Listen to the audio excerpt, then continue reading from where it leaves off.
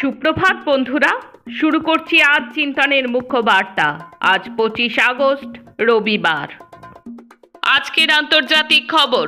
বিশ্বজুড়ে স্বৈরশাসনের বিরুদ্ধে লড়াইয়ের অঙ্গীকার করলেন আমেরিকার প্রেসিডেন্ট পদপ্রার্থী কমলা হ্যারিস।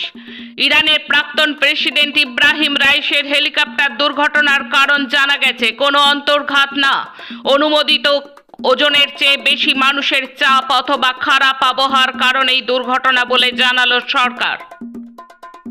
জাল কারবার রুখতে চলতি বছরেই কাগজের বদলে প্লাস্টিকের নোট বাজারে আনতে চলেছে পাকিস্তান। পাকিস্তানে বন্দুকধারীদের হামলায় নিহত 11 পুলিশ। চলতি বছরে চ্যানেল পাড়ি দিয়ে রেকর্ড সংখ্যক অভিবাসন প্রত্যাশী পৌঁছেছেন ব্রিটেনে, জানালো সরকার। দেশের আভ্যন্তরীণ রাজনৈতিক অস্থিরতার কারণে থাইল্যান্ডের 6ষ্ঠ বিমস্টেক শীর্ষ সম্মেলন আপাতত স্থগিত বলে ঘোষণা করা হলো। বিশ্বের দ্বিতীয় বৃহত্তম হীরা আবিষ্কৃত হলো আফ্রিকার ধনী দেশ বতসোয়ানায়।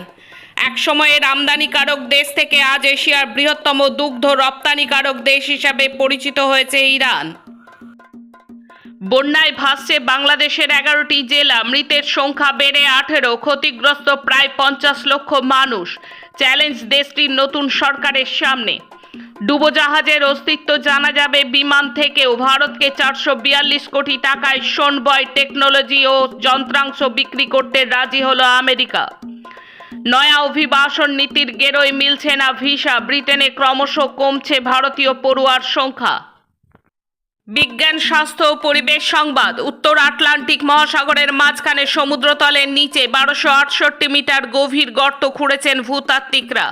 পৃথিবীর উৎপত্তি ও বিবর্তনের ইতিহাস, অনেক অজানা তথ্য জানা যাবে এই গভীর গর্ত থেকে প্রাপ্ত নমুনা বিশ্লেষণ করে, জানাচ্ছেন আমেরিকার কার্ডিফ বিশ্ববিদ্যালয়ের এই ভূতাত্ত্বিকরা। এই গর্তের নামকরণ করা হয়েছে U1601C। এখন দেশ ও রাজ্যের খবর। প্রবল বৃষ্টির মধ্যেও আরজিকর কাণ্ডে উত্তাল রাজ্য। কলকাতা সহ রাজ্য জুড়ে হলো অসংখ্য বিক্ষোভ প্রতিবাদ মিছিল। লালবাজার থেকে সমন পাওয়া ছাত্র যুব নেতাদের নিয়ে মিছিল করে লালবাজার অভিযান করল বাম ছাত্র যুব মহিলা সংগঠন। শুরু হলো প্রাক্তন অধ্যক্ষ সন্দীপ সহ অভিযুক্তদের পলিগ্রাফ টেস্ট। আসাম কাণ্ডের আসামির মৃত্যু হলো পুলিশের হেফাজতে, প্রশ্নের মুখে পুলিশের ভূমিকা। কর্মবিরতিতে অনড় জুনিয়র ডাক্তাররা, স্বাস্থ্যকর্তাদের সঙ্গে বৈঠকে মিলল না সমাধান সূত্র। সরকারি নির্দেশ এবং বাধা উপেক্ষা করেই মহারাষ্ট্রের বদলাপুরে রাস্তায় নামলেন উদ্ধব পাওয়ার পাতিলরা। মুম্বাই থেকে হায়দ্রাবাদ যাওয়ার পথে পুনেতে ভেঙে পড়ল হেলিকপ্টার। মধ্যপ্রদেশে পুলিশের লকআপে উদ্ধার স্থানীয় আদিবাসী যুবকের ঝুলন্ত দেহ, থানা ঘিরে রেখে বিক্ষোভ দেখাচ্ছে আদিবাসী সংগঠন। ফের এনকাউন্টার কাশ্মীরে সোপোর এলাকায় নিরাপত্তা বাহিনীর সঙ্গে গুলির লড়াইতে নিহত জঙ্গি। সরকারি নির্দেশ না মানলেই বেতন বন্ধ। যোগীরাজ্য উত্তরপ্রদেশের 13 লক্ষ সরকারি কর্মচারীর ভবিষ্যৎ অনিশ্চিত।